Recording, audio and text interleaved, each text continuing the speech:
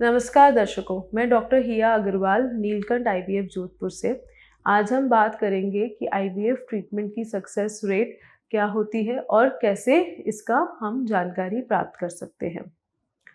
तो IVF treatment आज की तारीख में निसंतानता का काफ़ी सफल और सरल उपचार अवेलेबल है। दंपतियों को इसके बारे में काफ़ी गलत धारणाएं होती हैं और उनको काफ़ी ऐसा लगता है कि आईवीएफ पहली बार में सक्सेस नहीं होता। तो ये बिल्कुल भी सच नहीं है। काफ़ी मरीज़ों में आईवीएफ में पहली बार में ही सक्सेस मिल जाती है।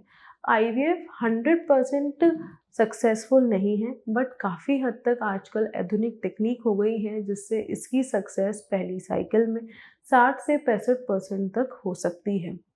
आज की तारीख में ऐसे इंक्यूबेटर्स हैं, काफ़ी अच्छे मीडिया आ गए हैं, काफ़ी आधुनिक टेक्निक आ गई हैं जिसमें laser assisted hatching, blastocyst culture, freezing और ऐसे मध्यम टेक्निक से काफ़ी हद तक आईवीएफ की सक्सेस रेट बढ़ाई जा सकती है।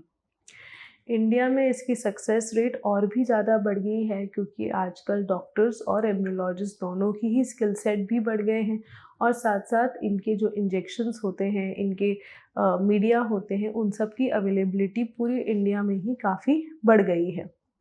तो आईवीएफ का आज की तारीख में काफ़ी अच्छा सक्सेस रेट देखा जाता है।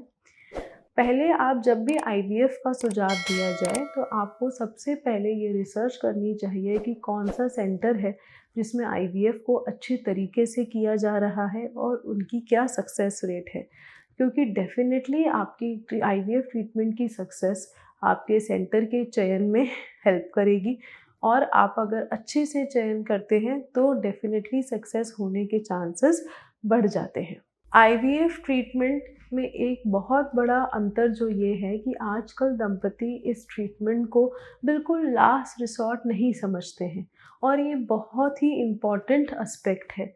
जैसे आप शादी के 15-20 साल तक वेट करने के बाद आप आईवीएफ ट्रीटमेंट कराते हैं तो उसमें जो सक्सेस होती है वो कंपैरेटिवली कॉम्प्रोमाइज़्ड होती है। उसका मेजर कारण ये होता है क्योंकि महिला की उम्र इतनी बढ़ चुकी होती है कि उनके बीच की गुणवत्ता कमी हो जाती है। तो आजकल जो दंपति हैं वो टाइम से ही आईवीएफ कराते हैं।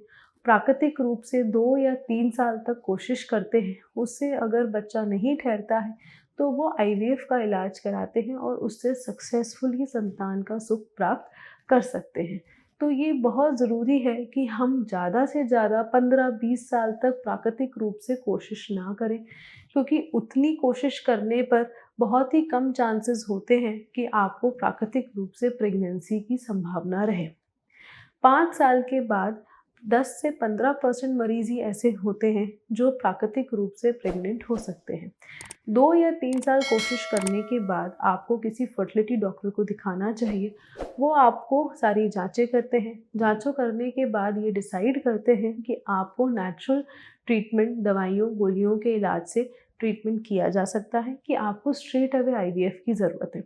दवाइयों, गोलियों का इलाज 1 या 2 साल तक या यूज़ किया जा सकता है। उसके बाद भी अगर गर्भधारण नहीं होता है तो ज़्यादा समय गँवाए बिना दंपति को आईवीएफ का सुझाव देना चाहिए और उनको उसका ट्रीटमेंट लेना चाहिए।